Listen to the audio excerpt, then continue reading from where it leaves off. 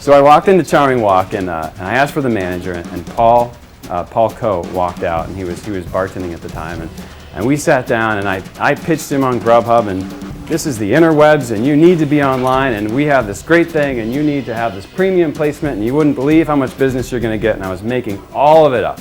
We had 0 customers. So finally, he's like, I'm going to do it. I'm going to sign up for GrubHub, and I'm like giddy inside, and I was like, here's the contract, sign it, and he's like, oh, I can't sign a contract, you have to talk to my mom, she's the owner.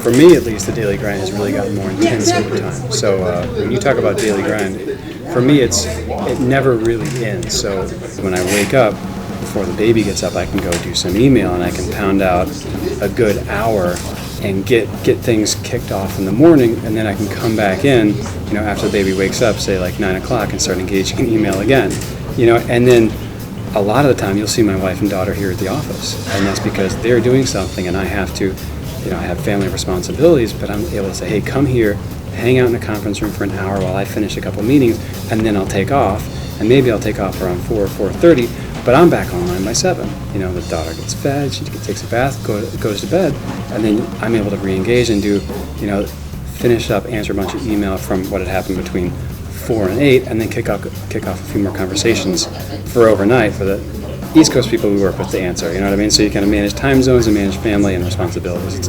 It's super tricky though. Well, one of the tricks is that I don't mind everything sort of merging together in a big sort of mess of spaghetti, right? My personal and work life, there's not a lot of boundaries between them. I sometimes answer emails during dinner, but sometimes I take a lunch break to go for a run, and so there's sort of this ebb and flow about what happens where. I have this conversation with my wife all the time. It's a 24/7 job. There's no off time, and even when you're on vacation or you take a weekend, like you still have to check email. You have to sometimes answer the phone and really get into deep conversations about things that are just happening at that moment, and you just can't leave it at home. And the flip side is you can be much more flexible with your work time. So like I told you a little bit ago yesterday, or the night before last, my kid was up all night throwing up, and so I was able to work from home yesterday, and I was really effective. My horn's broken. I was really effective because I was able to do it online and on the phone, and so I was able to kind of redo some meetings and do some conference calls instead of being there in person, and get my stuff done while staying at home. And I didn't necessarily have, a boss or office hour rules that I had to abide by. The thing that I focus the most on a day-to-day is it's about hiring. So when you go from 60 to 100 people in 2 months or whatever, we try to double every year is sort of where we're going, whatever the case is.